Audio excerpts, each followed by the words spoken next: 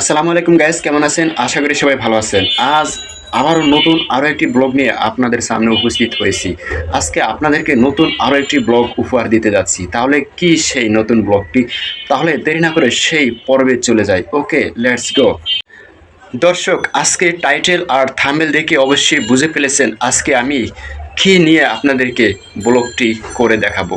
আপনারা কি জানতে চান কে সেই মহান নেতা? আপনারা কি জানতে চান কে সেই মহান নেতাটি, কে সেই মহান ব্যক্তিটি? অবশ্যই জানতে চান। 1971-এর বীর উত্তম, বীর প্রতীক সেই মহান নেতা হচ্ছেন আমাদের মেজর অব কর্নেল ডালিম। কে সেই মেজর ডালিম? কে সেই ব্যক্তিটি? আমি শুনে অবাক হয়ে গিয়েছিলাম। তাহলে কি সেই 71-এর সব কাহিনী তার কাছ থেকে খুঁজে পাবো? আমার তো খুবই অবাক লাগতেছে বিষয়টা। মনে হচ্ছে আমরা একজন মৃত মানুষকে জীবিত রূপে ফিরে পেয়েছি। আসলে কি এটাই? না, উনি জীবিতই ছিল। তাহলে তার কাছ থেকে সেই কথাগুলো শুনে আসি। আমি তো রীতিমতো তার কথা শুনে অবাক হয়ে গিয়েছিলাম, কারণ সেই ডালিম তো সেই 1971-এই মরে গিয়েছিল, কিন্তু সে কি আবারও ফিরে আসলো জীবিত হয়ে? বিশ্বাস হচ্ছে না। 1971-এর যুদ্ধের পর প্রায় 56 থেকে 57 বছর পার হয়ে গিয়েছিল। আজও কি সেই ব্যক্তিটি বেঁচে আছে? আমার বিশ্বাস হচ্ছে না, কিন্তু না, এটাই সত্য, উনি এখনো বেঁচে আছেন। দীর্ঘ 56 থেকে 57 বছর পর তাকে আবারও ক্যামেরার সামনে আনা হলো, আর সেই ব্যক্তিটি হচ্ছেন সাংবাদিক ইলিয়াস। ওনার সহায়তায়, ওনার সহযোগিতায়, ওনার ডাকে মেজর ডালিম সাড়া দেন। 1971-এর মুক্তিযুদ্ধের পর দীর্ঘ 57 বছরের যত তথ্য আছে ডালিমের কাছে, সেই তথ্য পাওয়া যায় মেজর ডালিমের কাছে। আজকে সকল তথ্য তুলে ধরবেন সাধারণ জনগণের মাঝে, এবং যত দুঃখ দুর্দশা আছে আজকে সেই দুঃখ দুর্দশা আপনাদের মাঝে তুলে ধরবেন। উপস্থাপনায় থাকবেন ইলিয়াস হোসাইন, সাংবাদিক। আমি প্রথমেই মেজর ডালিম এবং মেজর ডালিমের ওয়াইফকে নিয়ে কিছু কথা বলবো। আর সেটা হচ্ছে 1971-এর হয়তোবা শুরুতে বা মাঝামাঝি এরকমটা হতে পারে। একটা প্রোগ্রামে গিয়েছিলেন, সেখানে মেজর ডালিম এবং মেজর ডালিমের ওয়াইফ গিয়েছিলেন, এবং সেখানে অনেক ঊর্ধ্বতন কর্মকর্তা আছেন এবং অনেক রাজনীতিবিদও আছেন সেখানে। কিন্তু মেজর ডালিমের ওয়াইফ অনেকটাই সুদর্শন, সুঠাম দেহ, অনেক সুন্দরী, অল্প বয়সী। তো হঠাৎ করে শেখ মুজিবুর রহমানের ছেলে শেখ জামাল অথবা কামাল তাকে বাজে প্রস্তাব করে। বাজে প্রস্তাব করার পর মেজর ডালিমের স্ত্রী তাকে একটা চর মারে। সেই চর মারাতে শেখ জামাল অথবা কামাল রেগে যায়। তারপর মেজর ডালিমের স্ত্রীকে অপহরণ করে, তার ইজ্জত লুণ্ঠন করে। এটা তার মেজর ডালিমের মুখের কথা, এটা আমাদের কথা না, আমরা তার মুখ থেকেই শুনেছি। গতকাল ছিল 5 তারিখ দিবাগত রাত 9টা থেকে শুরু করে 11টা পর্যন্ত টানা 2 ঘন্টা 9 মিনিট 54 সেকেন্ডের একটা লাইভ হয়। সেই লাইভে তার এই 54 বছরের বা 55-56 বছরের যত দুঃখ, কষ্ট এবং যত স্মৃতি আছে সবগুলো সেই ভিডিওতে সে প্রকাশ করে।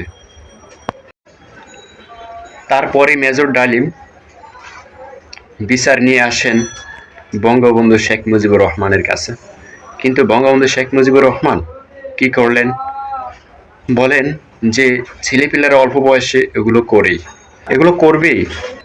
তার এই বিচারে কোনো পাত্তাই দিলেন না, এড়িয়ে গেলেন। মেজর ডালিম চুপচাপ চলে গেলেন, কিছুই বললেন না। মেজর ডালিম বলেন, বঙ্গবন্ধু পরিবারের একটাই লক্ষ্য ছিল, তারা বাংলাদেশে রাজত্ব করে যাবে, এক নায়কতন্ত্র করে যাবে। এটা ছিল তাদের লক্ষ্য। এই লক্ষ্য পরিপূর্ণ করতে গিয়ে যত মানুষ মারা লাগে মারবে, তবুও তারা এই লক্ষ্য পৌঁছানো না পর্যন্ত তারা এই যুদ্ধ চালিয়েই যাবে। মেজর ডালিম বলেন, জিয়াউর রহমান মেজর ডালিমের সাথে কোরআন শপথ করেন তিনি তাদের সাথে এক হয়ে কাজ করবেন, কিন্তু তিনি শর্ত এড়িয়ে গেলেন। তাদের সাথে শর্ত ভঙ্গ করলেন, তিনি তাদের সাথে কাজ করেননি। পাকিস্তানিরা বাংলাদেশি বুদ্ধিজীবীদেরকে কেন মেরেছিলেন, মেরেই বা তাদের লাভটা হয়েছিল কি? আর সেই লাভটাই হচ্ছে ভারতের দালালিদের কারণে বাংলাদেশি বুদ্ধিজীবীদেরকে পাকিস্তানিরা মেরে ফেলে। বাংলাদেশে কিছু রাজনৈতিক দালালের কারণে বাংলাদেশি বুদ্ধিজীবীদেরকে পাকিস্তানের হাতে শহীদ হতে হয়। শেখ মুজিবুর রহমান ইংরেজিকে এমনভাবে বিকৃত করতেন যে যেটা শুনে